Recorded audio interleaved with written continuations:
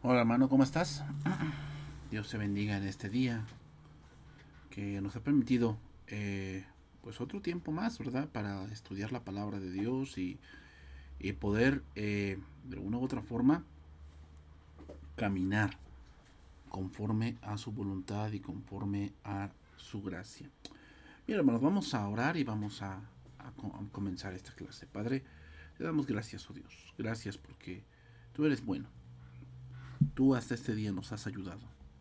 No tenemos, Señor, a dónde más ir. No tenemos, oh Señor, a quién darle más la gloria, porque solamente tú eres digno y solamente tú eres el único Dios verdadero. Te agradecemos, oh Dios, gracias. Te rogamos para que tú nos sigas llevando, Señor, durante el resto de todo este fin de semana y que podamos, Dios, de verdad, conocerte en todo lo que tú, Señor, nos permites vivir. Te damos gracias en nombre de Jesús. Amén. Bien, hermanos, eh, clase número 4 de la materia la epístola a los Efesios eh, en el trimestre número 2 trimestre número 14 del instituto en general. Bien hermanos, iniciamos la semana pasada el capítulo número 4. Voy a iniciar allí y vamos a avanzar porque eh, aún hay cosas que tenemos que ver de esto. Nuevamente hermanos, antes de iniciar esto, nuevamente. Y como se los dije el trimestre pasado, lo repito mucho porque es muy importante más en estos días. ¿Okay? ¿Queremos saber cómo funciona la iglesia? La epístola a los Efesios es lo que debemos estudiar. ¿Ok, hermanos? O sea, como se los dije y lo vuelvo a repetir, soy muy repetitivo, pero quiero que quede bien claro, hermanos, porque lamentablemente, o más bien, eh, nos ahorraríamos muchos problemas, hermanos, si eh, supiésemos qué es lo que Dios pide de nosotros. Si supiésemos cómo Dios pensó la iglesia. Si supiésemos cómo Dios pensó la iglesia, hermanos, de verdad nos ahorraríamos muchos problemas. Ese es uno de los problemas que hoy surge mucho. Y es que la gente dice, como que dice, es que la iglesia debería ser así. No es que debería, o sea, no es tu sentir, no es que, ay, pues yo creo que como funciona, no sé, en Timbuktu, así debería funcionar. No, hermanos. La iglesia no es una invención del hombre, la iglesia es un pensamiento de Dios. Ok, hermanos, entonces voy a comenzar porque no me quiero detener ahí. Efesios 4.1. Dice ahí, yo, pues, preso en el Señor, os ruego que andéis como es digno de la vocación con que fuisteis llamados. Bien, hermanos. El apóstol, aún con toda su autoridad, está exhortando a los hermanos que anden como es digno, que vivan conforme a su vocación, la cual es ser hijos de Dios. Bien, hermanos. Eh, Ser hijo de Dios implica muchas cosas.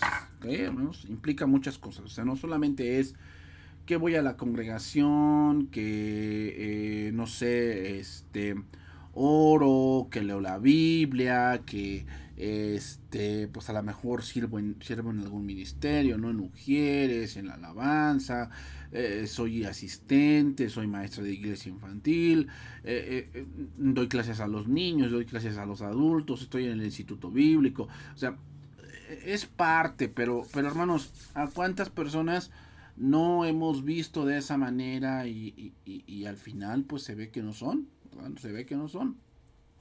Hermanos, ser hijo de Dios, como dijo Cristo en Juan 17, es conocer a Dios. Esta es la vida eterna, que te conozcan a ti.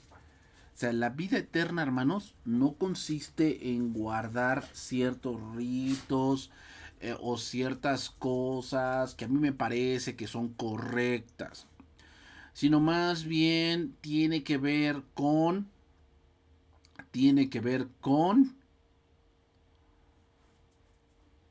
conocer a Dios. ¿Ok? Al conocer a Dios, hermanos, muchas cosas van a empezar a venir como hijos de Dios. ¿Ok? Al conocer a Dios, muchas cosas van a empezar a venir. Entonces van a venir muchas cosas, hermanos. Mente renovada, una correcta conducta delante de Dios y delante de los hombres, madurez en muchas áreas de nuestra vida, que a eso también nos lleva la palabra. O sea, muchas cosas empiezan a venir, hermanos. Muchas cosas. Pero eso lleva tiempo. ¿Ok? Lleva tiempo. Entonces, ¿cuál es nuestro papel en el mundo? Vivir conforme a lo que creemos y conocemos. ¿Ok? Ese es nuestro papel en el mundo. Y no es si pueden vivir así, hermanos. No es un rogar de una sugerencia. Cuando dice allí, os ruego que andéis como es digno. O sea, como que muchos así andan como que, os ruego que anden como Dios les haga entender. No, hermanos. No, no es como Dios te haga entender. Es como debe de ser. Es como debe de ser. Entonces, no es si pueden vivir así, no. Es un rogar de no es un rogar de una sugerencia, sino es una exigencia a vivir como la doctrina nos ha marcado. Al decir que anden se refiere a la conducta de nuestra vida cotidiana, hermanos. Y por eso, hermanos, miren, yo lo veo de esta manera porque la Biblia no lo dice así. O sea, la Biblia trata diferentes áreas del ser humano, por decir todas. Pero la iglesia primitiva no tenía reuniones de matrimonio, reuniones de varones, reuniones de mujeres, reuniones de iglesia infantil. No había eso. Eso no existía, hermanos. ¿Por qué se ha dado esto? Bueno, porque nos hemos dado cuenta que hay muchas familias pues que no conocen lo que es el matrimonio, no lo conocen, o sea, viven de matrimonio y viven como Dios les hace entender, ¿no?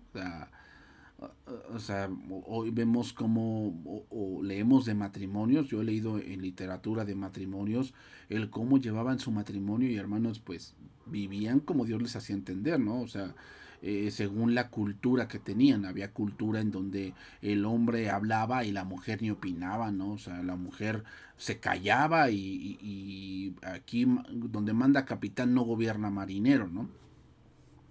Hoy en la cultura del siglo XXI, pues bueno, ya no es así, ¿no? Ahora ya cuida tus palabras porque te pueden meter una demanda y pueden haber muchas, te pueden meter a la cárcel y quién se pelean por los hijos, se pelean por las propiedades, se pelean por los carros, se pelean por las casas, se pelean por los bonos de viajero, o sea, hay muchas cosas que ahora ya ocurren.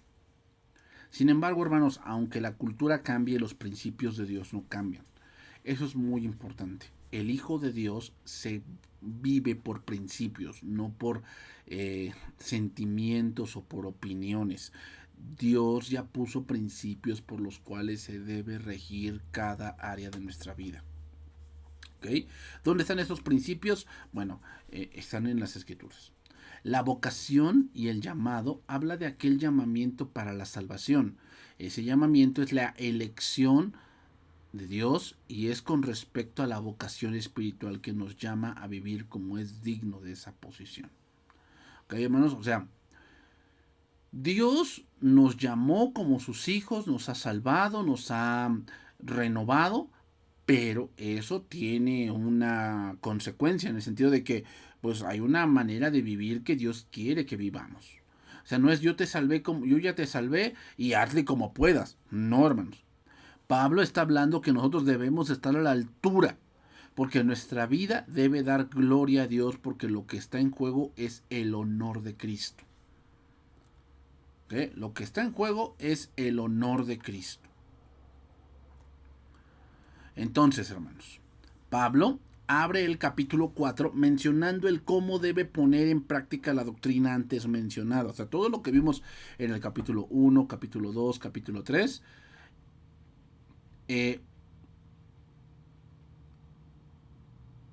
debe ser puesto en práctica. O sea, debemos de vivir como vivos, porque antes estábamos muertos. Debemos vivir no dividiendo la iglesia, sino debemos vivir uniendo la iglesia a través de la doctrina de Cristo, hermanos. O sea, mucha gente piensa que atacando la congregación y dividiendo la iglesia y sacando miembros está haciendo la obra de Dios. Y muchos dirán, ah, no, pues sí, ¿cómo se llama?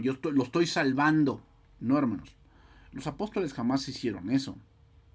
Los apóstoles iban y enseñaban y refutaban lo que estaba mal. O sea, ¿se acuerdan cuando Pablo iba de misionero? Lo que hacía Pablo era entrar a las sinagogas no a sacar gente, sino a mostrarles a través de las escrituras que Cristo era el Mesías. O sea, que Jesús era el Mesías. Eso es lo que iba. Entonces, la gente pues se juntaba con él.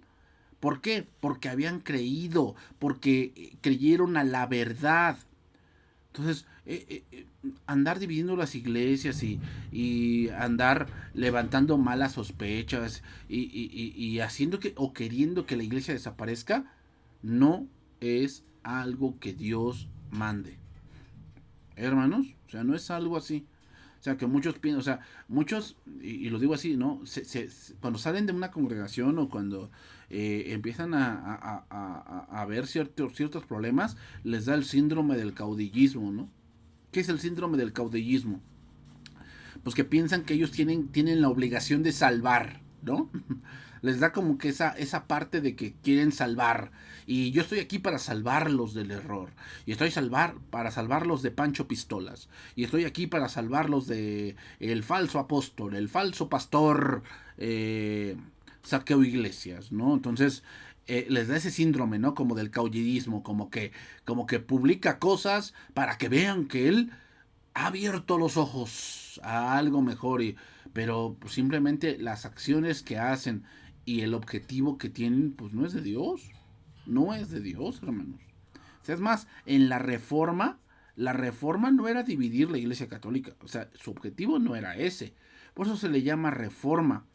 Porque el objetivo de los reformadores no era dividir la iglesia católica. Su objetivo era que la iglesia católica regresara a las escrituras.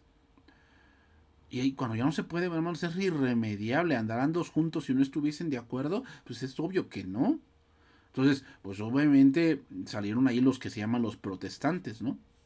Entonces, la palabra andar se encuentra 7 veces en esta carta, de andar como es digno. Y la palabra andar en el griego es peripateo, de periférico, ahí viene periférico. Periférico significa que un periférico es algo que rodea la ciudad, ¿ok?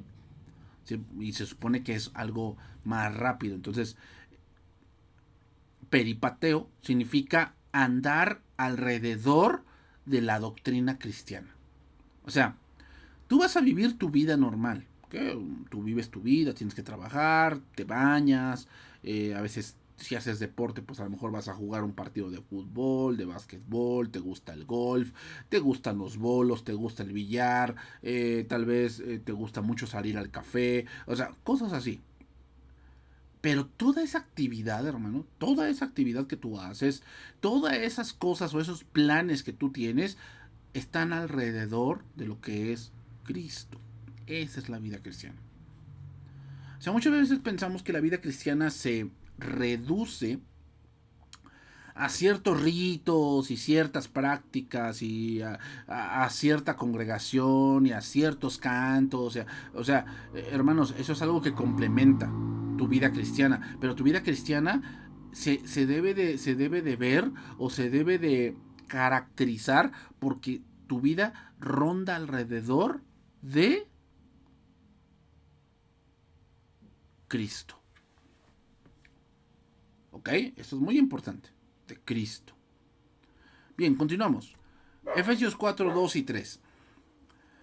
Con toda humildad y mansedumbre, soportándoos con paciencia los unos a los otros en amor, solícitos en guardar la unidad del Espíritu en el vínculo de la paz. Aquí Pablo menciona las características para andar como es digno. Aquí hay 6 características de un cristiano verdadero y fiel.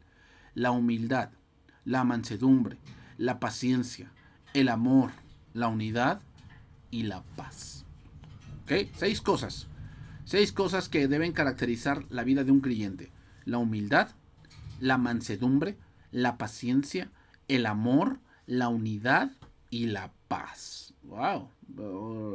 Hoy yo lo que veo es mucha falta de esto, ¿verdad? O sea, qué amor va a haber, o qué unidad, o qué paz, ¿verdad? O sea, muchos viven amargados, soberbios, altaneros, habladores de vanidades, hablando hablando de verdad muchas cosas que son diabólicas. O sea, en verdad, hermanos, o sea, ¿cuál característica? Perdónenme, hermanos, pero dice la palabra que aquel que se diga hermano y no anda conforme a los mandamientos de Dios, con el tal ni aun comáis. O sea, hermanos, debemos de ser ya muy cortantes o muy eh, radicales en cosas que están lastimando la congregación, que están lastimando el cuerpo de Cristo.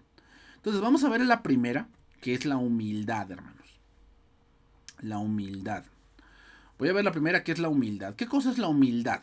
No es vestirte con harapos, ¿eh? No es vestirte con harapos. O sea, no es que, es una persona humilde porque vive allí en la sierra y come nopales y come chapulines y come arañas, ¿verdad? Las caza y las cose y cazó un murciélago y cazó una codorniz y se la comió así, casi la codorniz todavía tiene plumas. Hermanos, no. Humildad significa que tú estás consciente de quién eres. ¿Estás consciente de quién eres? O sea, no te sientes más ni menos. O sea, tú estás consciente de quién eres y que aunque tengas un título universitario y aunque tengas una casa en las lomas y a lo mejor tienes un buen ahorro en el banco y tienes buenos dividendos y buenas ganancias, tú sabes que lo que te hace a ti algo es Cristo. La humildad, hermanos, nos hace conscientes de nuestra pobreza y nos capacita para estimar a otros como mejores que nosotros mismos. Y es lo opuesto a la vanidad y a la arrogancia.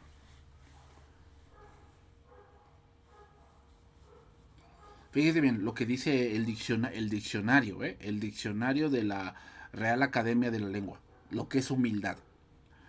Actitud de la persona que no presume sus logros, reconoce sus fracasos y debilidades y actúa sin orgullo. Otra vez lo repito, de la Real Academia de la Lengua. Actitud de la persona que no presume de sus logros, reconoce sus fracasos y debilidades y actúa sin orgullo. Éxodo 3:11. Entonces Moisés respondió a Dios: ¿Quién soy yo para que vaya a Faraón y saque de Egipto a los hijos de Israel? O sea, la actitud aquí, hermanos, de Moisés no es, ¿para qué me envías a mí? O sea, yo no quiero ir. No, o sea, Señor, pues hay mejores que yo. Hay mejores que yo, o sea, yo no tengo por qué ir, o sea, yo soy un simple pastorcillo, soy un forastero, soy alguien que soy un criminal en Egipto, ¿no? Soy un criminal. ¿Y quieres que vaya yo a ese lugar? Mejor manda a otro que pues tal vez hay personas, un general, ¿no? Un general podría ser, a lo mejor un rey de otra región podría ser, un príncipe o alguien que a lo mejor más letrado que yo. Y hermanos, te voy a decir algo, o sea, siempre va a haber gente mejor que tú. Siempre va a haber gente mejor que tú. O sea, yo podré saber cosas, pero hay gente que sabe más que yo, que ha estudiado más que yo, que ha leído libros más que yo, que a lo mejor es más alto que tú, está mejor preparada académicamente que tú. Por decir, no, han leído de Salma Hayek. O sea, te imaginas, ¿no? O sea, una persona es políglota, o sea, ella sabe hasta latín. Imagínate, o sea, Salma Hayek, una persona pues ya entrada en años 50, va a sesentear esta mujer. Y tú dices, bueno, la carrera cinematográfica, el cuidado que tiene de su figura, ¿no? Habla más idiomas, o sea, ¿has oído de esta persona Natalie Portman? Natalie Portman es una actriz, pero también tiene un doctorado. ¿Te imaginas? O sea, tú dices, uno, wow, una persona así, ¿no?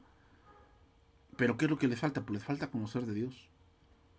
Pero hermanos, o sea, humildad debe hacerte reconocer que tú no eres la última coca del desierto. ¿Eh? Tú no eres la última coca del desierto ni eres el que más sabe. No, hermanos, o sea, tener los pies sobre la tierra.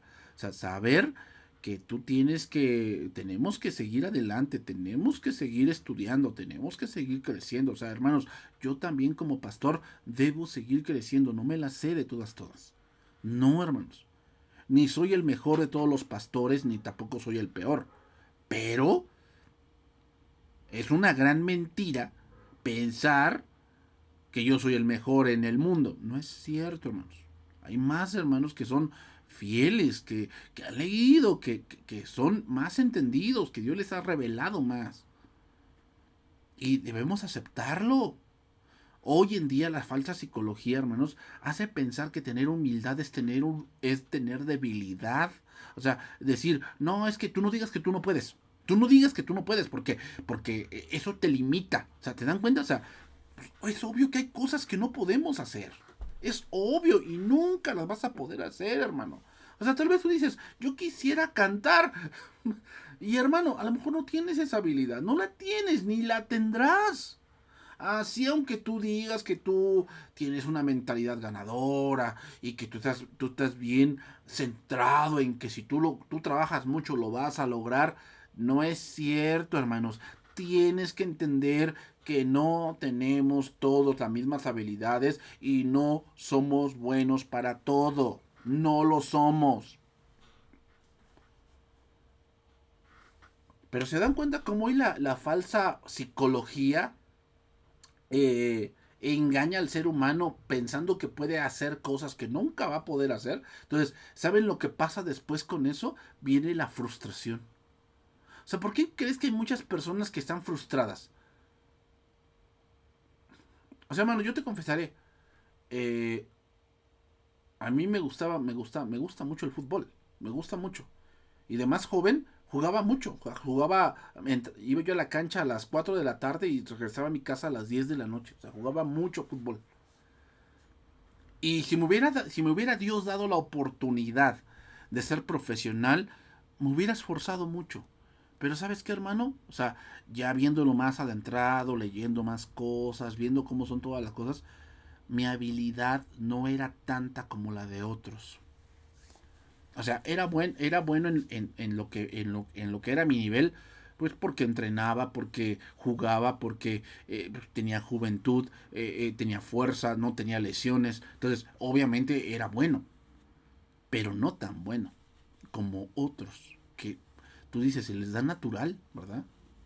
Entonces, hermanos, tú debes identificar, y eso es humildad, en qué sí eres bueno, qué es lo que Dios te ha dado, en lo que sí eres bueno. Porque hay cosas que queremos hacer, pero no lo somos. Y no es malo aceptarlo, porque así Dios nos creó. ¿Qué? No podemos pensar que sin Dios haremos un ministerio eficiente, hermanos. La humildad es saber que no somos y no nos la sabemos todo de todas. ¿Eh? No, hermanos. No. Primer libro de Reyes 3:7. Ahora pues, Jehová Dios mío, tú me has puesto a mí tu siervo por rey en lugar de David tu padre. Aquí está hablando Salomón. Y yo soy joven y no sé cómo entrar ni salir. Típico de los adolescentes, ¿verdad?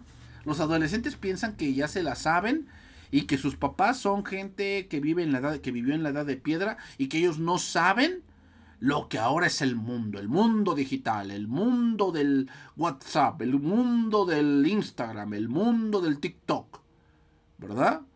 O sea, ve cómo a veces son los jóvenes. Los jóvenes dicen que la juventud es una enfermedad que se cura con el tiempo. ¿Por qué, hermanos? Porque la juventud pues como tiene fuerza, piensa que puede hacer muchas cosas.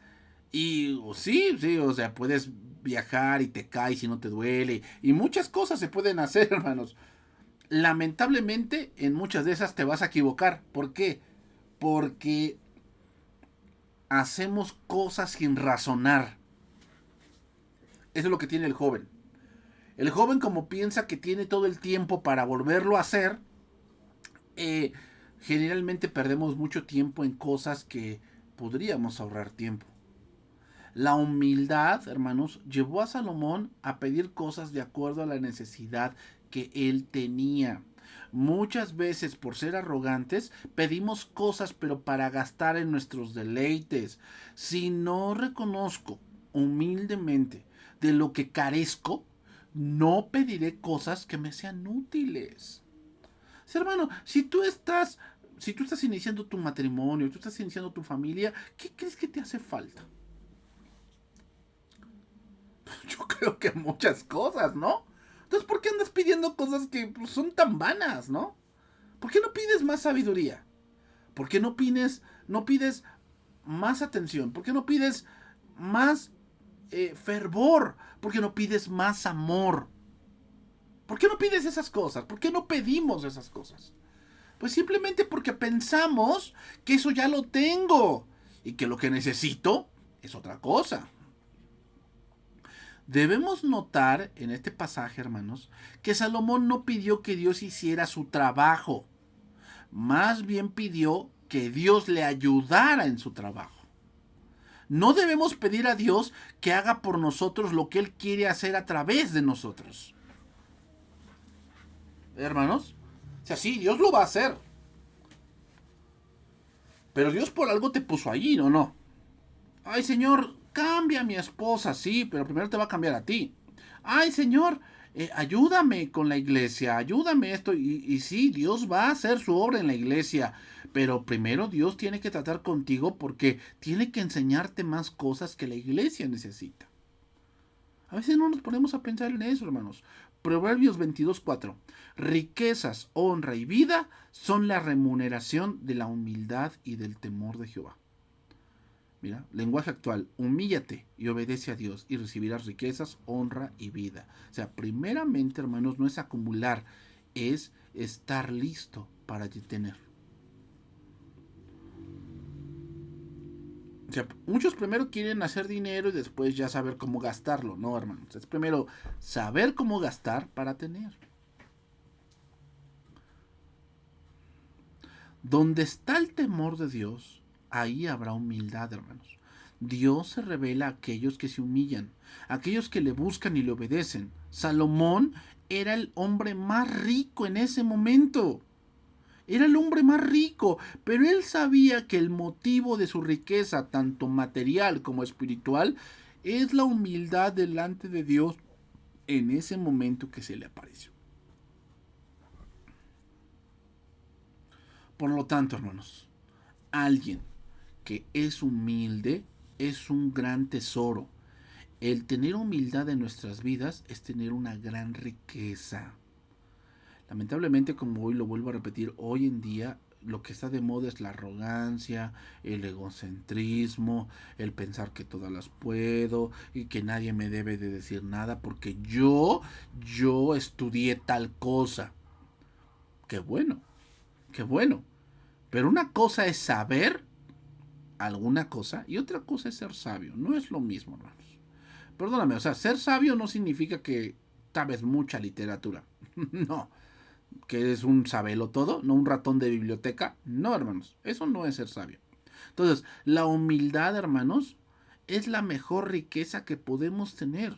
Dios no nos llamará al ministerio si no reconocemos lo que somos. Es mejor tener la humildad que estar con soberbios, ¿no? Proverbios 16:19. Mejor es humillar el espíritu con los humildes que repartir despojos con los soberbios. Vale más compartir la pobreza de los humildes que las riquezas de los orgullosos, o sea, de aquellos que se creen mucho y que piensan que tienen la verdad y que piensan que tienen la razón. Es mejor estar en la comunión con Dios, hermanos. Es mejor reconocer que no somos nada, que Dios es nuestro todo, que el jactarse de tantas riquezas y ser miserables delante de Dios.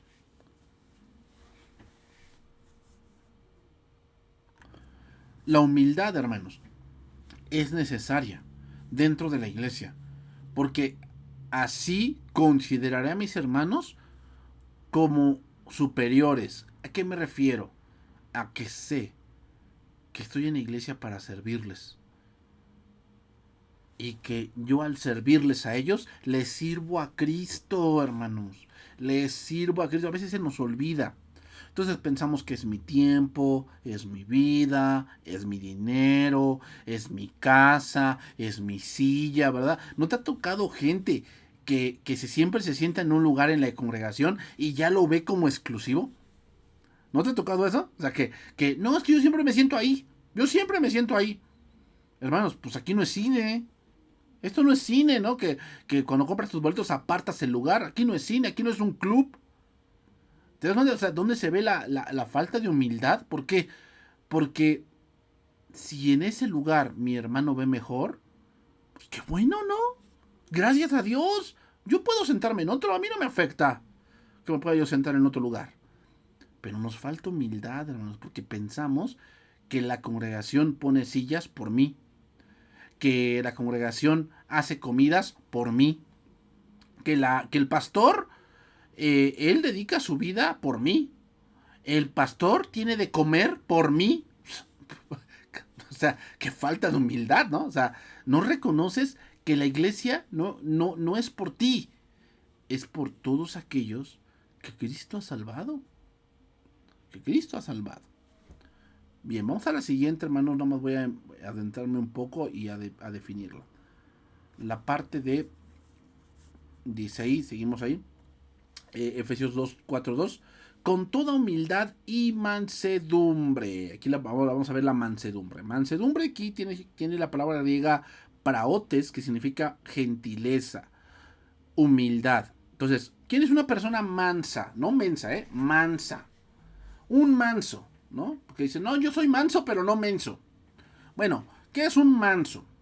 Bueno, es ser, según el diccionario, es ser de un carácter y una condición benigna y suave. Incluso esto se aplica no solamente a personas, sino también a animales, como a un animal que no es bravo. ¿Qué? ¿Qué significa? Es una persona que sabe dominarse. ¿Eh? Es una persona que sabe dominarse. O sea, hermanos, no quiere decir que no sepamos y que no, o sea, no sepamos decirlas. Te ha tocado gente que, o sea, hoy en día la sociedad está de verdad desatada, ¿no? ¿No te ha tocado que mujeres gritonas, ¿verdad? O hombres que todo lo quieren arreglar con los golpes? Todo lo quieren arreglar así. O sea, no dejan hablar, no dejan conversar, que lleguemos a un buen término, que lleguemos a una buena solución, ¿no? Que lleguemos a una buena solución. No es necesario irnos a los golpes, no es necesario irnos a las amenazas, no. O sea, pues, si hay algo que arreglar, hay algo que pagar, hay algo que remendar, pues lo hacemos, no hay ningún problema. Pero luego la gente llega y te quiere sacar de quicio, ¿no? Te quiere sacar de tus casillas. Y hermanos, eso no solamente en la calle, en la congregación también. O sea, hay gente que te quiere ver mal, que te quiere ver enojado y sabe que enojado a lo mejor harás cosas que no debes de hacer. Pero mansedumbre, hermano, ser manso, no significa que no sepas hacerle, que te dejes pisotear por todos. No, hermanos. Significa que tú, en una situación complicada, donde hay burlas, donde hay ataques personales, hermanos, o sea, contra tu persona, o sea, que hay personas que no se tientan el corazón y que buscan desacreditarte, buscan hacer cosas contra tu persona, contra tu familia, tú mantienes tu carácter, o sea, si estás enojado, pero no dejas que el enojo te domine. Mansedumbre, hermanos, es la disposición del corazón para contrarrestar la erupción del volcán de la ira que cuando nos dejamos llevar por ella nos deja sin control alguno. Nos deja sin control alguno. Hermanos, tener falta de mansedumbre te va a hacer perder muchas cosas, ¿eh? O sea, o ser una persona arrebatada, una persona que habla y después piensa, te va a meter en muchos problemas. ¿Eh?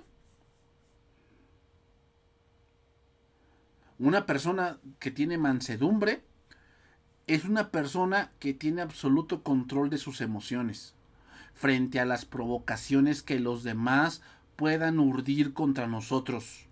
Estar en control de nuestras emociones cuando recibimos algún maltrato, cuando recibimos un trato injusto o cuando recibimos insultos. Esto no es un signo de debilidad, sino que es un rasgo que no nos deja llegar a la violencia. Ay, hermanos, el hombre manso o la mujer mansa es una persona paciente, bondadosa, comprensiva, tarda en enojarse, pero eso no significa que no sean que sean personas débiles, porque la mansedumbre es un valor de Dios en esas personas porque se requieren de esa fuerza para retener su ira y para retener sus impulsos. Por eso, hermanos, una persona mansa no es una persona débil. No se trata de ser reprimido en mis sentimientos, sino ordenarlos en la voluntad de Dios y sacarles un buen provecho.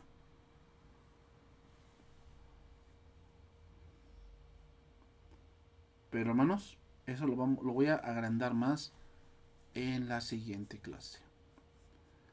Que Dios te bendiga y nos vemos en la siguiente clase. Bendiciones.